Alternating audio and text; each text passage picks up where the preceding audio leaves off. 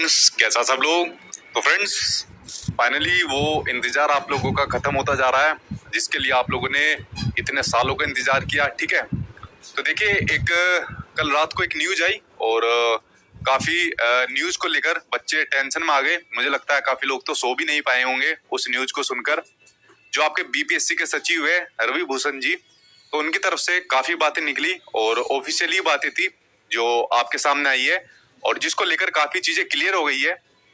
मेरे ख्याल से जितनी जितनी मोटी बातें थी वो उन्होंने कल अपनी इंटरव्यू के अंदर क्लियर कर दी थी, बट कुछ ऐसी बातें थी जो कुछ क्लियर नहीं हो पाई, जिनके ऊपर आज की वीडियो के अंदर हम बात करेंगे। तो जब कल उनसे बात हुई थी तो उन्होंने काफी चीजों के ऊपर डिस्कस किया, जैसे जो आपका सिलेबस होने वाला है बिहार का 7th फेज के लिए, जो आपका जिसको आप लोग बोल रहे हो, ये नाम ही आप लोगों ने दे दिया है। ठीक है, तो बीपीएससी जो आपका मेन एग्जाम लेने वाला है शिक्षक भर्ती के लिए, जिसको आप लोग कह सकते हो, तो इसका सिलेबस के ऊपर उन्होंने बेसिकली बता दिया है कि सिलेबस आपका किस प्रकार से रहने वाला है। चाहे आपका 1st to 5th रहे, 6 to 8 रहे, 9 to 10th रहे, तो आपका सभी के लिए उन्होंने बेसिकली सिलेबस के बारे में बता दिया। बट वहां पर भी एक कंफ्यूजन बनी हुई है, उसके बारे में बात करेंगे। वो कंफ्यूजन है क्या, कौन कौन से और सब्जेक्ट है जिनके ऐड होने की संभावना है, या यही सिलेबस रहेगा जो कल उन्होंने बताया। दूसरा, एग्जाम के बारे में बता दिया उन्होंने कि कब तक आपका एग्जाम हो जाएगा, कब तक नोटिफिकेशन आ जाएगा। ये चीजें भी कल की उन्होंने इंटरव्यू के अंदर चीजें बता दी थी। ठीक है, जो कि ऑफिशियली है, क्योंकि एक इतनी ऊंची पोस्ट के आदमी ने इंटरव्यू के अंदर कहा है, तो कुछ चीजें उन्होंने कल छोड़ी नहीं है। ठीक, उसके अलावा जो आप लोग पूछ रहे थे कि सर बीपीएससी का जो एग्जाम होगा इसके लिए एक बैच प्रॉपर लाइए, तो कल का सिलेबस देखने के बाद ये चीज तो क्लियर हो गई कि यूट्यूब के थ्रू सारी चीजें, सारे सब्जेक्ट क्लियर नहीं हो पाएंगे। पर्टिकुलर कुछ सब्जेक्ट हो सकते हैं, लेकिन जो कल सिलेबस उन्होंने बताया उसके लिए तो प्रॉपर एक पर्टिकुलर कोई चीज को पकड़कर उसके थ्रू तैयारी करनी पड़ेगी।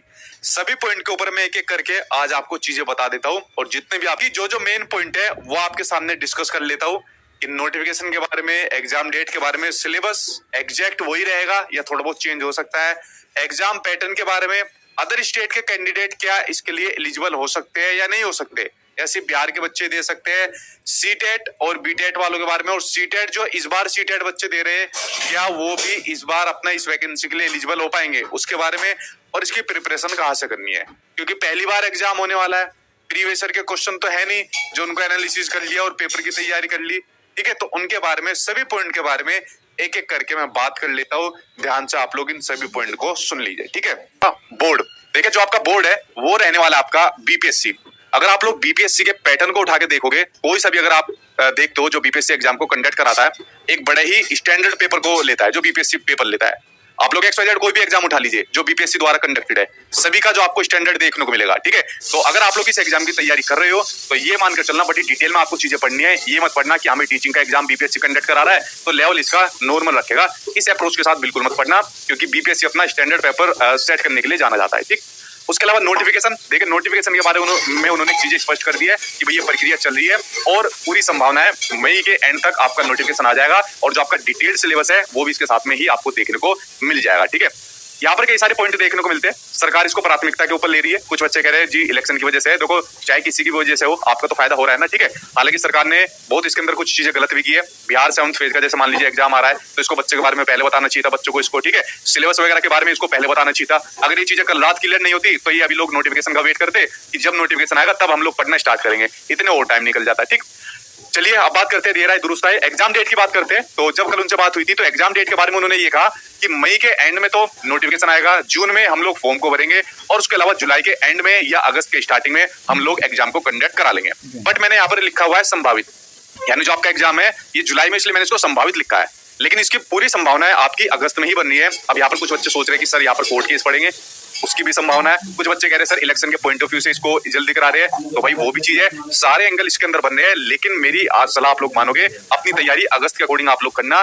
ठीक है, वरना इन्हीं चक्करों में रह जाओगे तो इतना बड़ा मौका आप लोगों के हाथ से निकल जाएगा। ठीक है, तो अगस्त के अकॉर्डिंग आपको तैयारी करनी है। सबसे ज्यादा जो संभावित आपका महीना बनना है वो आपका अगस्त बनना है। ठीक है, उसके अलावा बात करें आपके सिलेबस की, बात करें तो देखिए सिलेबस के बारे में उन्होंने कल चीजें काफी स्पष्ट करी, लेकिन कुछ चीजें मुझे क्लियर नहीं लगी। सिलेबस के बारे में उन्होंने कहा कि भाई जो आपके प्रधान शिक्षक है या प्रधानाध्यापक है उनकी ही तरीके से सिलेबस होने वाला है, यानी जनरल जो स्टडी होती है उसका सिलेबस होने वाला है। तो अगर मैं बात करूं भाई आपके सिलेबस की बात करूं, देखिए मैंने सिलेबस खोला हुआ है आपके प्रधानाध्यापक का, तो अगर इनके सिलेबस की बात करूं तो भाई जी के आनी है, क्या आनी है आपके एग्जाम में? जी के आनी है, और जी के मतलब समुद्र, जितना पढ़ो उतना ही कम है। क्या आनी है आपके एग्जाम के अंदर? जी के अंदर सामान्य विज्ञान, जनरल साइंस, जितनी भी आपके एग्जाम के लिए साइंस होती है वो सभी साइंस आपको पढ़नी है। उसके अलावा आपको पढ़नी है राष्ट्रीय और अंतर्राष्ट्रीय मैथ की सामायिक घटनाएं, यानी कि करंट अफेयर पढ़नी है। 2 करंट अफेयर यहाँ पर आपको स्पेशली पढ़नी होती है। एक तो आपकी टोटल जो करंट अफेयर होती है, चाहे आपकी नेशनल हो चाहे आपकी इंटरनेशनल हो, प्लस आपके बिहार की भी डिटेल में करंट अफेयर आपको पढ़नी है, ठीक है। तो बिहार की करंट अफेयर भी साथ में आपको डिटेल में पढ़नी है, नेशनल और इंटरनेशनल के साथ। उसके अलावा भारत का इतिहास और बिहार के इतिहास की विशेषता है, ठीक है, ये पढ़ना है। भारतीय राष्ट्रीय आंदोलन और इसमें बिहार का योगदान, जो भी आपका सब्जेक्ट आएगा उसके साथ में बिहार के बारे में जरूर पढ़ना है आपको। ज्योग्राफी आपको पढ़ना है, लेकिन इस ज्योग्राफी में बिहार की ज्योग्राफी भी आपको साथ के साथ पढ़नी है। इंडियन ज्योग्राफी हो चाहे वर्ल्ड की ज्योग्राफी हो, साथ के साथ आपको बिहार की ज्योग्राफी पढ़नी है। भारतीय राज्य व्यवस्था पढ़नी है, भारतीय अर्थव्यवस्था पढ़नी है, एलिमेंट्री मैथमेटिक्स पढ़ना है और मानसिक क्षमता परीक्षण पढ़ना है, ठीक है। यानी थोड़ा सा मैथमेटिक्स का यहाँ पर पोर्शन दिया हुआ है, मे भी यहाँ पर रीजनिंग के भी 1-2 क्वेश्चन देखने को मिल सकते हैं, बट ये चीजें अभी तक इनके अकॉर्डिंग ये लेवल 1 to 5 के लिए ये सिलेबस इन्होंने दिया हुआ है आपका जनरल साइंस का, जनरल स्टडीज का दिया हुआ है, यानी जो जीके आएगी आपके पेपर 1 के अंदर क्लास 1 to 5 के लिए, ठीक है, वो कल उन्होंने कही। बाकी अगर मैं बाकी की देखता हूँ कि अगर 6 to 8 है, 9 to 10 है या 11 to 12 है, जो भी कुछ है उनमें आपका जनरल स्टडीज के साथ जो भी आपका सब्जेक्ट होता है वो आपका सब्जेक्ट पूछा जाएगा। वो चीज उन्होंने कल क्लियर कर दी, ठीक है। अगर आप लोगों ने उनका इंटरव्यू देखा हुआ तो उन चीजों को उन्होंने क्लियर कर दिया। बट कल जब उनका इंटरव्यू देखा जा रहा था तो बीच में उन्होंने एक बात ये भी कही कि भाई जो दोनों का पेपर हुआ है उन दोनों के पेपर के अकॉर्डिंग हम पेपर को सेट करेंगे, ये बात भी उन्होंने कही। और साथ के साथ इस वाली बात को भी कहा कि भाई जो आपकी जनरल स्टडीज होती है वो भी पूछी जाएगी। मैं इस बात से लगभग सहमत हूँ, लेकिन जब तक एक बार ऑफिशियल पूरा ना आ जाए तब तक थोड़ा सा कुछ % हम डाउट कर लेते हैं, क्योंकि यहाँ पर आपको एक तो सीडीपी देखने को नहीं मिल रही है, एक ना ही आपको किसी प्रकार की कोई लैंग्वेज भी देखने को मिल रही है। ये सब्जेक्ट आपके यहाँ पर देखने को नहीं मिल रहे हैं।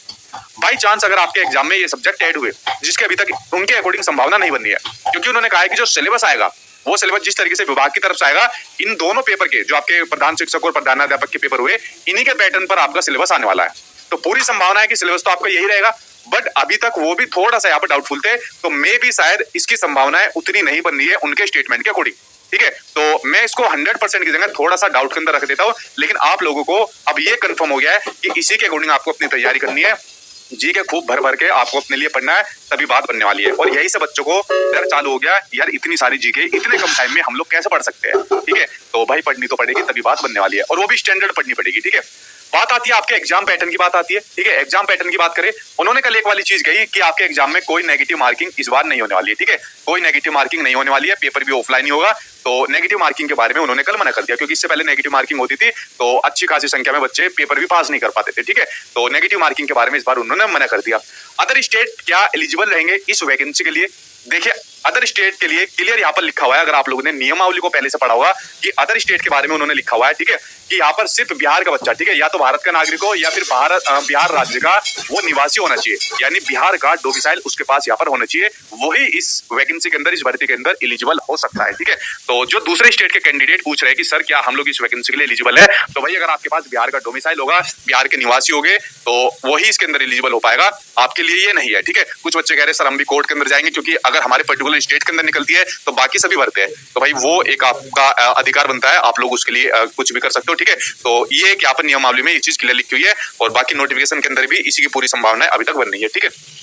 अगर बात करें सीटेट की, बात करें सीटेट और बीटेट तो इसके लिए चाहिए होता है, बट जो क्या इस बार सीटेट दे रहे हैं, इस बार सीटेट देने वाले क्या इस बार इसके लिए एलिजिबल हो पाएंगे, इस पर एक क्वेश्चन मार्क लग जाता है, क्योंकि ये चीज का जो फैसला लेगी वो लेगी आपकी बिहार गवर्नमेंट लेगी। क्यों? क्योंकि इतनी बड़ी भर्ती होने वाली है, मे भी शायद बिहार गवर्नमेंट ये कर दे कि भाई इलेक्शन आने वाला है तो चलो अपनी वोट बैंक के चक्कर में इसको ले लेते हैं, या यहाँ पर ये कर सकती है बिहार गवर्नमेंट, नहीं यार इनको नहीं लेते, इनको रहने देते हैं। उसके बारे में मैं अभी कुछ भी नहीं कह सकता, वो जो डिसीजन है उन्हीं के हाथ में होने वाला है। तो इस बार जो सीटेट वाले हैं उनकी कुछ नहीं कह सकते, वो तो नोटिफिकेशन में ही पता चलेगी क्या उनका होने वाला है, ठीक है। प्रिपरेशन कहां से करनी है, तैयारी कहां से करनी है, क्योंकि ये तो आपको पता चल गया कि भाई सिलेबस के अंदर आपको जीके खूब अच्छी खासी दबाकर पढ़नी है, तो तैयारी अब आपको कहां से करनी है उसके बारे में जरा एक बार नजर डाल लेते हैं, ठीक है। तो चलिए बात कर लेते हैं इसके बारे में एक एक करके, और इसके बारे में आई थिंक आप लोगों ने पढ़ना चालू कर दिया होगा। देखिए 2 ऑप्शन आपके पास बचते हैं, बट दोनों ऑप्शन में ही एक चीज आपको जरूर करनी है, और जिसके बिना आपकी बात नहीं बनने वाली, वो है आपकी सेल्फ स्टडी। कौन सी? आपको सेल्फ स्टडी सबसे ज्यादा करनी है। चाहे आप लोग चाहे बैच लीजिए, चाहे आप लोग घर पर प्रैक्टिस करिए, आपको सेल्फ स्टडी जरूर खूब अच्छी खासी संख्या में करनी है, टाइम आपके पास इतना बचा नहीं है, ठीक है। आपको क्या काम करना है, जो भी बीपीएससी एग्जाम को कंडक्ट कराती है, ठीक है, ज्यादा हाई लेवल के एग्जाम नहीं देने, जो भी अपना नॉर्मल एग्जाम कंडक्ट कराती है उनके पेपर को आप लोग उठा लीजिए, उस पेपर के पैटर्न को देखिए, एनालिसिस करिए और उसके अकॉर्डिंग आप लोगों को तैयारी करनी है घर पर रहकर, ठीक है। उन्हीं क्वेश्चन को उठा लीजिए, उनसे संबंधित रिलेटेड आप लोग किताबें उठा लीजिए और खूब दबाकर जीके आप लोगों को पढ़ लेनी है। जितना आप लोग इसकी घर पर सेल्फ स्टडी करोगे, क्योंकि ऐसा सब्जेक्ट नहीं बचा जो कि आप लोग ना कर पाओगे। आप लोगों को कोई भी एक्सवाइजेड सब्जेक्ट उठाना है, मान लीजिए संविधान आपको उठाना है, संविधान आप लोगों ने डिटेल में पढ़ना स्टार्ट कर दिया, कोई चीज आपको समझ में नहीं आ रही, यूट्यूब का सहारा लो, यूट्यूब पर सर्च करो, संविधान आ जाएगा, उससे रिलेटेड सारी चीजें आपको एक्सप्लेन हो जाएगी। आराम से घर पे बैठ के भी आप लोग इसकी तैयारी कर सकते हो सेल्फ स्टडी की हेल्प से, ठीक है।